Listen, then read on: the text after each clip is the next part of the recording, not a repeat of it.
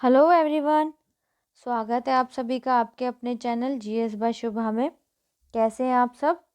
मैं आशा करती हूँ आप सब लोग बहुत ही अच्छे होंगे, एकदम स्वस्थ होंगे। चलिए अब अपनी आज की पॉलिटी की क्लास पर आते हैं। तो हम क्या पढ़ रहे हैं? हम पढ़ रहे हैं salient features of the constitution, संविधान की प्रमुख विशेषताएं। मतलब हमारे संविधान के अंदर जो भारतीय संविधान है, क्या क्या विशेषताएं हैं उसके अंदर क्या क्या बातें बताई गई हैं, क्या क्या चीज़ें बताई गई हैं, हम उन सब के बारे में पढ़ रहे हैं, जिससे आपको ये पता चल जाए कि हमको आगे अपने कॉन्स्टिट्यूशन के बारे में पढ़ना क्या क्या है। जैसे बच्चे बोलते हैं ना कि ऑनलाइन क्लासेस में बेसिक से नहीं पढ़ाया जाता है, तो इसलिए आपको ये बिल्कुल बेसिक से पढ़ाया जा रहा है, जिससे पहले आप ये जान सकें कि हमको हमारे संविधान के अंदर पढ़ना क्या क्या है। पहले उसके बारे में जानेंगे, फिर टॉपिक वाइज सारा डिटेल में जानेंगे। ठीक है, तो हम कल की क्लास में क्या पढ़ चुके थे, पहले उसके बारे में मैं आपको बता देती हूँ, फिर अपनी आज की जो 7th क्लास है ये वो स्टार्ट करेंगे। तो कल जो क्लास थी उसमें हमने क्या पढ़ा था कि स्वतंत्र निकाय के बारे में पढ़ा था हमने। जिस तरीके के से हमारी जो विधायिका है, कार्यपालिका है, जो सरकार हो गई, जैसे केंद्र और राज्य की सरकार हो गई, जो न्यायिक अंग हैं, इनके बारे में उपलब्धता कराता है जैसे हमारा संविधान। तो उसी तरीके से उसके अलावा भी कुछ स्वतंत्र निकाय हैं जिनके बारे में हमारे संविधान के अंदर बताया गया है। वो सब हमने जान लिया था कि क्या कौन से स्वतंत्र निकाय हैं। साथ ही साथ हमने क्या जाना था? हमने जाना था कि जो आपातकालीन प्रावधान है, जो इमरजेंसी प्रोविजंस हैं, 3 इमरजेंसी होती हैं, उनके बारे में हमने जान लिया था। ठीक है, चलिए अपनी आज की क्लास में आते हैं। आज क्या हम पढ़ने वाले हैं? आज हम पढ़ने वाले हैं त्रिस्तरीय सरकार के बारे में। ओके, चलिए स्टार्ट करते हैं। मूल रूप से अन्य संघीय संविधानों की तरह भारतीय संविधान में 2 स्तरीय राज्य व्यवस्था, केंद्र एवं राज्य और संगठन के संबंध में प्रावधान तथा केंद्र एवं राज्य की शक्तियां अंतर्विष्ट थी। जिस तरीके से और देशों के संविधान में मूल रूप से 2 स्तरीय सरकार का जो राज्य व्यवस्था थी वो बताई गई थी कि क्या है, जैसे केंद्र और राज्य 2 होते हैं, उसी तरीके से क्या चीज़ है जो हमारा मूल संविधान बनकर तैयार हुआ था उसमें भी ये बातें बताई गई थी।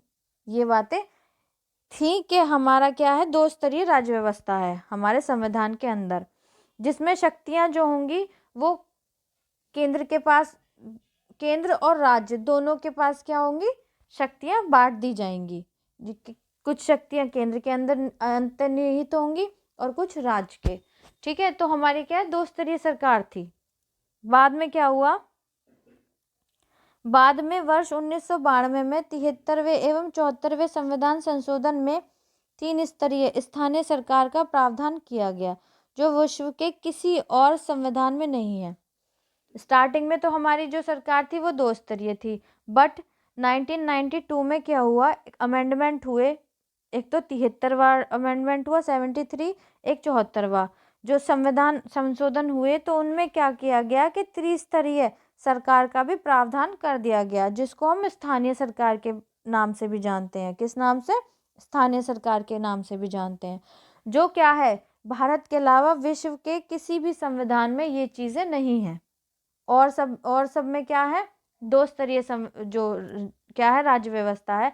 बट भारत के अंदर क्या हुआ था, 1992 के अंदर जो संविधान संशोधन हुआ 73वां और 74वां, जिसमें क्या ऐड कर लिया गया, एक स्थानीय सरकार को भी ऐड कर लिया गया था।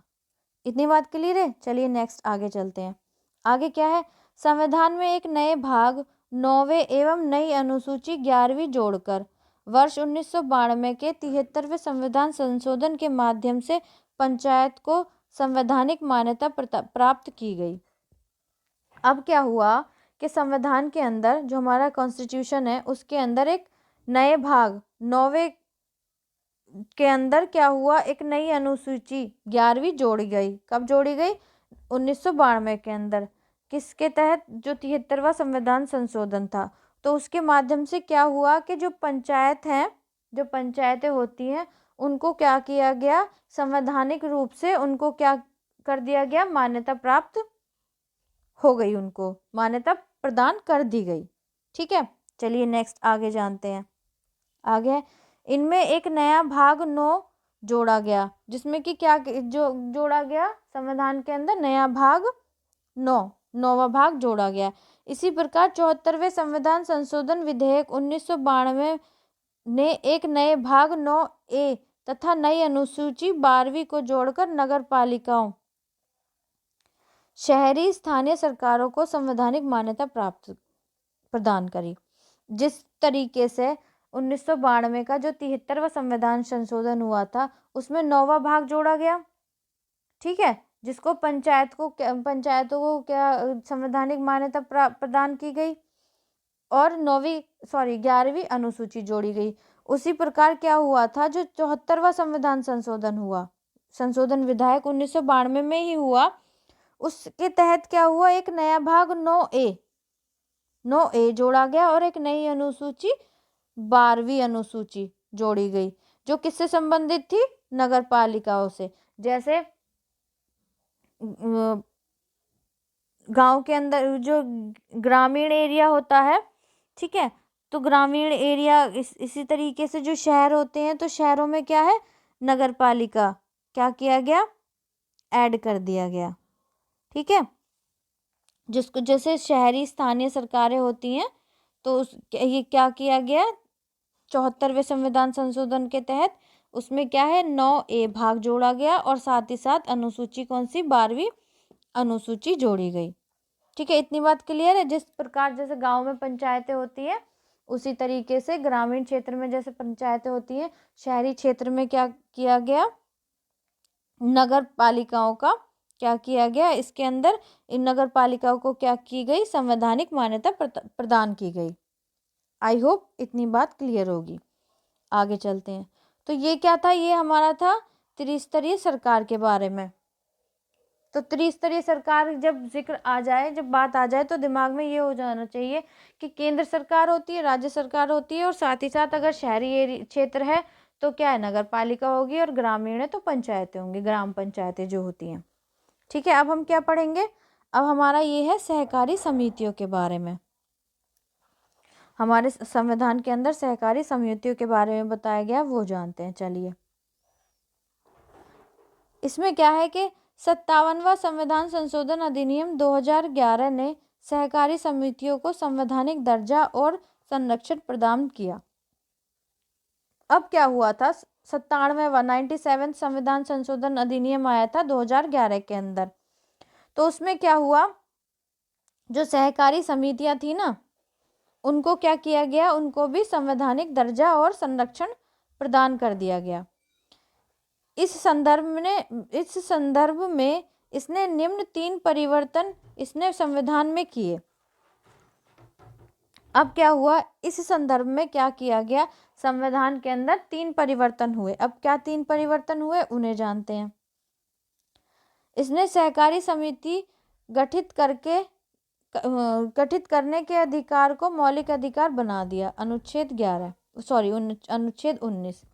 अब इसमें क्या हुआ, जो सहकारी समितियां हैं उनको गठित करके क्या कर दिया गया, सहकारी समितियों को गठित करने के लिए क्या अधिकार को, इसको क्या किया गया, एक मौलिक अधिकार, फंडामेंटल राइट बना दिया गया, जो कि क्या है, सहकारी समिति का कोई गठन करता है तो वो क्या है, उसका मौलिक अधिकार है।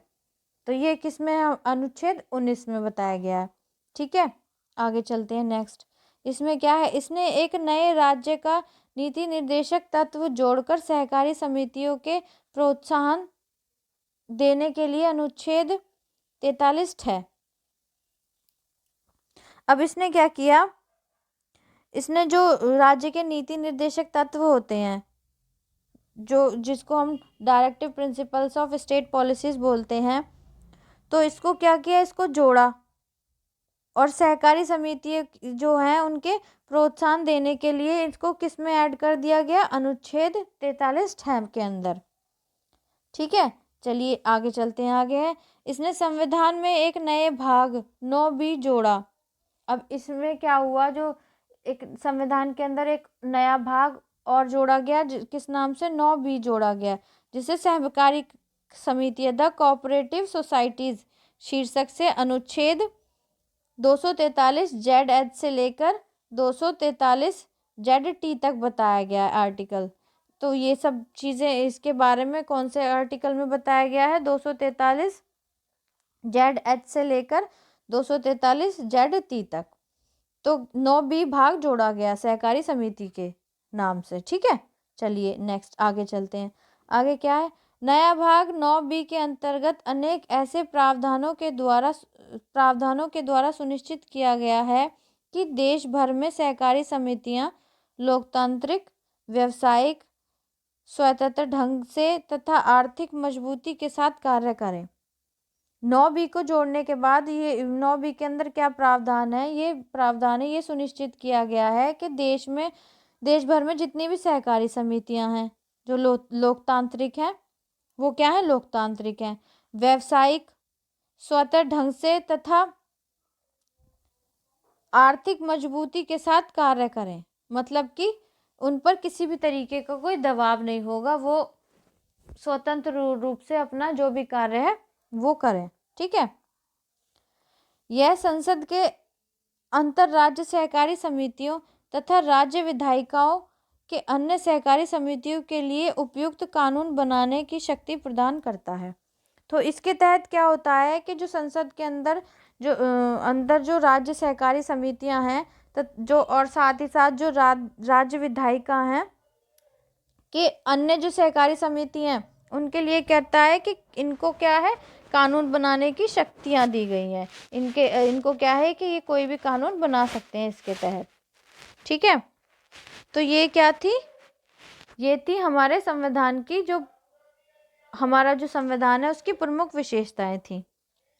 कल हम क्या पढ़ेंगे, कल हम पढ़ेंगे हमारे संविधान में जो आलोचना हुई है। जब कोई भी चीज़ बनती है तो उसकी सीधी सी बात है, आलोचक तो होते ही हैं।